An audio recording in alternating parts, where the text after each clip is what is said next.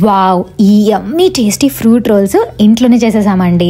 వీటిని ఎంత సింపుల్గా చేసామంటే, మనం లాస్ట్ వీడియోలో ఈ పేస్ట్ చేసుకున్నాం కదా పీచెస్తో, ఆ పేస్ట్ని సన్లో ఇలా పాష్మన్ పేపర్స్ పెట్టేసి ఒకదాని మీద జాగరీ వర్షన్, ఇంకొక దాని మీద స్పైసీ వర్షన్ నీట్గా స్ప్రెడ్ చేసేసుకోండి. నేనైతే కొంచెం థిన్ లేయర్ వేసుకున్నాను. మీకు ఇంకొంచెం తిగ్గా ఉంటే బాగుంటుంది అనుకుంటే తిగ్గా వేసుకోండి.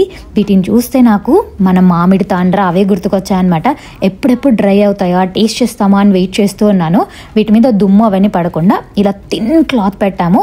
ఇలా పెట్టినా మాకు 2 daysకి మొత్తం డ్రై అయిపోయింది. ఎందుకంటే మాకు ఇక్కడ చాలా ఎండలు ఉంటాయి. ఇంకా డ్రై అయిపోయాక వీటిని చిన్న చిన్న స్ట్రిప్స్ లాగా కట్ చేసేసుకొని రోల్ చేసేసుకొని పెట్టేసుకున్నాను. ఒక దాంట్లో స్వీట్ అండ్ ఒక దాంట్లో స్పైసీ వర్షన్. నేను యూజ్ చేసింది కొంచెం సెమీ రైప్ అండ్ పీచెస్ కాబట్టి నాకు కొంచెం పుల్లగా కూడా ఉంది.